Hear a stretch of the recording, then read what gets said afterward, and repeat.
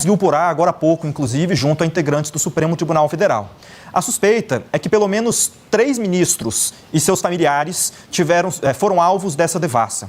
O ministro Alexandre de Moraes, por meio de sua esposa, Viviane Barcy de Moraes, que tem um escritório de advocacia, mas também tem outros 2 ministros que, segundo essas informações que nós conseguimos apurar junto ao Supremo, foram alvos dessas ações na Receita Federal, que são o ministro Dias Toffoli, por meio de sua ex-esposa, Roberta Rangel, que também é advogada, e o ministro Gilmar Mendes, também por meio de sua ex-esposa, Guiomar Mendes. Então, portanto, as informações que a Receita Federal enviou ao Supremo Tribunal Federal dão conta de que pelo menos 3 familiares de ministros do Supremo Tribunal Federal tiveram os dados fiscais ali, sigilosos da Receita Federal, encontrados, baixados por essas pessoas e agora, portanto, se investiga. O Supremo Tribunal Federal disse, portanto, agora há pouco, e isso está inclusive na minha coluna, de que foram identificados ali vazamentos de informações sigilosas e múltiplos acessos ilícitos aos dados dos ministros por provavelmente 4, a investigação inicial é essa, de que 4 integrantes servidores ligados à Receita Federal conseguiram acesso a esses dados. Numa nota, a Corte informou também que essas investigações iniciais demonstraram, conforme esse relatório enviado pela Receita Federal ao STF, a existência de blocos de acesso cuja análise pelas áreas responsáveis não identificou uma justificativa funcional, ou seja, não havia um pedido formal, pelo menos essa é a apuração da Receita, para o acesso a esses dados sigilosos. O texto dessa nota, ela tinha sido atribuída ao STF pelo gabinete do ministro Alexandre de Moraes. Mas minutos depois, essa nota foi alterada para que a autoria constasse como da Secretaria de Comunicação do STF. A PGR foi quem impediu essa operação de hoje. Ela avaliou, segundo essa nota, que, abre aspas, o caso não se exaure apenas na violação individual do sigilo fiscal, uma vez que a exploração fragmentada e seletiva de informações sigilosas de autoridades públicas, divulgadas sem contexto e sem controle jurisdicional, tem sido instrumentalizada para produzir suspeitas artificiais de difícil dissipação. Fecha aspas. O Supremo diz ainda que os 4 servidores ligados à Receita, que foram alvos da operação hoje, foram alvos, portanto, de buscas e apreensões, quebra de sigilo bancário, fiscal e telemático, e eles terão de usar tornozeleira eletrônica.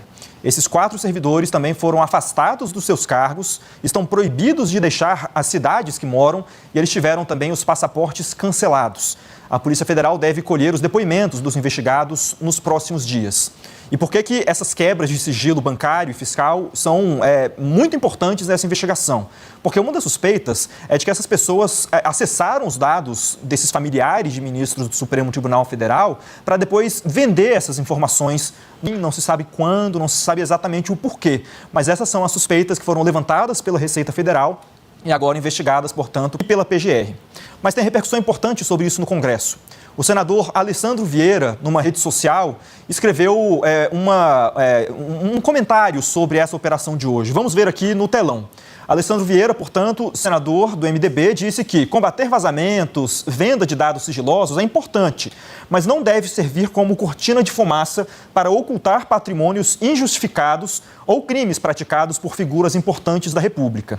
A lei deve ser aplicada com rigor contra todos que cometem ilícitos, sem exceções. Por que essa manifestação de Alessandro Vieira é importante?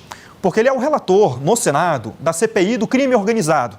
E foi ele quem apresentou alguns pedidos de quebras de sigilo contra familiares de integrantes do Supremo Tribunal Federal, como a própria esposa do ministro Alexandre de Moraes, e também pedidos de convocação para que ela, por exemplo, seja chamada, então, convocada, melhor dizendo, para prestar esclarecimentos a essa CPI. Nesse documento, nesse relatório que ele apresentou, pedindo, portanto, a quebra de sigilo e a convocação de Viviane, ele fala que o valor do contrato fechado pelo escritório de Viviane com o Banco Master, que beirava ali os 130 milhões de reais em 3 anos, é muito superior ao praticado no mercado e pode indicar uma possível lavagem de dinheiro. Ou seja, uma acusação que pode ser feita, é um indício levantado por Alessandro Vieira, que é muito grave e que vai ser, portanto, levado até a CPI do crime organizado na próxima semana para que os seus pares, os senadores dessa CPI, possam votar a aprovação ou não desse requerimento de convocação. Então, quero trazer aqui agora o nosso analista de política, Ranier Bragon, depois dessa grande exposição de tudo. E, Ranier, eu queria explorar primeiro contigo o fato dessa investigação estar dentro do âmbito daquele inquérito das fake news, aberto em 2019. Qual que é a justificativa que é dada para que esse vazamento, essa investigação corra dentro desse grande inquérito que parece não ter fim? Boa tarde, César. Boa tarde a todos que acompanham o SBT News. Esse inquérito, como você já pontuou, ele foi aberto lá em 2019, de ofício, pelo então presidente do STF, Dias Toffoli, sob o argumento de que, naquela época, havia ali ameaças físicas aos próprios ministros e ameaça também à própria existência institucional do Supremo Tribunal Federal. O ministro Dias Toffoli, ele usou uma interpretação ali do regimento do STF que permite a abertura desse inquérito de ofício, mas só para ameaças e crimes que ocorressem ali no âmbito físico do Supremo. Então, houve uma interpretação alargada, bastante alargada desse regimento e instaurou-se esse inquérito e o Dias Toffoli, na ocasião, escolheu Alexandre de Moraes como o relator, isso sem sorteio. Daí, desde então, o inquérito das fake news foi usado aí na investigação também da trama golpista, contra bolsonaristas ali que atentavam contra o Estado Democrático de Direita, só que ele não se encerrou ali com o encerramento do governo Jair Bolsonaro, nem mesmo com a conclusão do julgamento da trama golpista. Ele permanece aberto, vai completar um aniversário de 7 anos agora no mês que vem e também não tem data para ser concluído. Então, o Alexandre de Moraes, ele mantém esse inquérito aberto e o próprio Supremo, porque há o apoio da maioria dos ministros para a manutenção desse inquérito em funcionamento, para qualquer eventualidade que o próprio Alexandre ou os ministros do Supremo avaliem haver uma ameaça contra o Supremo ou contra ele próprio, o Alexandre. Nesse caso em específico, no caso Master, César, o que há são reportagens jornalísticas que apontam essas informações, que apontam possíveis conflitos de interesse ou mesmo suspeitas ali em relação aos ministros específicas sobre o caso Master, mais especificamente sobre o ministro Dias Toffoli, que inclusive foi forçado pelo próprio Supremo a deixar a relatoria do caso, e em relação ao ministro Alexandre de Moraes, a notícia de que o escritório da sua mulher havia firmado um contrato com o banqueiro, com o Banco Master, no valor de 129 milhões de reais, valores muito superiores aos praticados no mercado mesmo por firmas de primeira linha, firmas de advocacia de primeira linha. Então, note que lá atrás a justificativa era ameaças reais contra o Supremo, contra a instituição e contra ministros. Agora são notícias que desagradam os ministros.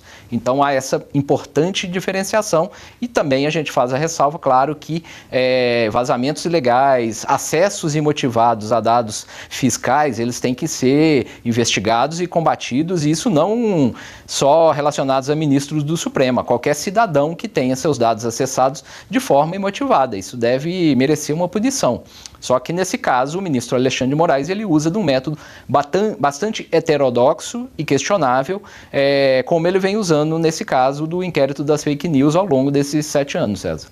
E, Ranier, eu estava conversando, antes de entrar aqui no programa, com um procurador que acompanhou muito bem ali aquele início das discussões em 2019, logo depois da abertura do inquérito das fake news, porque a PGR foi contrária, inclusive, à abertura desse inquérito, e recuperando um pouco esse histórico. E tem uma situação que é curiosa, interessante, porque assim que o inquérito é aberto, ali em março de 2019, se tem a notícia, por meio de matérias jornalísticas, de que a própria Receita Federal tinha criado um grupo especial para fiscalização que focava muito em questões relacionadas a autoridades. Era um grupo, portanto, da Receita, no nível federal, que fazia análise de dados fiscais de diversas autoridades, foram mais de 170, segundo um relatório que foi produzido pela Receita na época e divulgado pela imprensa, mesmo que esse relatório estava sob sigilo. E lá tinha também algumas das figuras que voltam a aparecer agora, como na época, ex-esposa do ministro Gilmar Mendes, a Guiomar Mendes. E foi interessante que um dos primeiros atos do ministro Alexandre de Moraes, a condução desse inquérito das fake news, lá em agosto de 2019, foi, portanto, determinar o fim desse grupo especial criado dentro da Receita e, portanto, que fosse arquivado, deletado todos esses arquivos que tinham sido produzidos na época pela Receita Federal, analisando os dados fiscais de autoridades e familiares. Ou seja, apesar desse caso agora trazer alguns detalhes que podem parecer inéditos, não tem nada de inédito aqui. Essa briga do Supremo com a Receita, ela é antiga e já teve alguns desdobramentos dentro desse próprio inquérito que agora, portanto, investiga esses vazamentos. Você mesmo publicou ontem, na sua coluna no SBT News, alguns detalhes sobre como a Receita estava investigando essas suspeitas depois de pedidos, obviamente, do ministro Alexandre de Moraes. Você pode rapidamente detalhar quais são quantas pessoas devem ser escrutinadas, como é feito esse trabalho dentro da Receita? Porque parece que ainda não terminou, apesar do envio de um primeiro relatório com esses nomes desses 4 servidores. Claro, segundo eu apurei com algumas pessoas que eu conversei, seriam quase 150 pessoas, César, incluindo os ministros do Supremo e familiares até o 3º grau.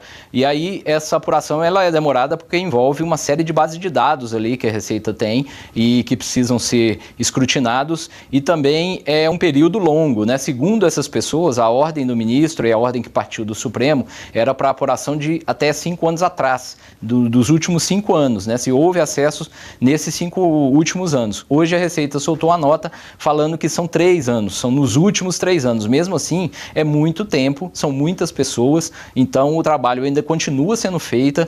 As primeiras informações já haviam sido mandadas, obviamente, até porque elas embasaram essa busca e apreensão realizada nesta terça-feira de Carnaval. E o que a Receita faz basicamente segundo essas pessoas também que eu conversei, analisar 3 tipos de acesso que ocorrem. O primeiro são os acessos motivados, os acessos legais, que são motivados com base num processo administrativo, numa investigação normal da Receita, numa ordem judicial. Tudo isso é feito mediante rastreamento, mediante um processo. O servidor ele tem que acessar só aqueles dados que fazem sentido para essa investigação, então há um acesso motivado que qualquer pessoa pode ser alvo desse acesso a qualquer momento, desde que haja um motivo, desde que haja uma razão. O segundo e o terceiro são acessos imotivados. Daí, segundo essas pessoas, tem 2 categorias nesse acesso imotivado, a depender do histórico da Receita, de coisas que já ocorreram lá atrás.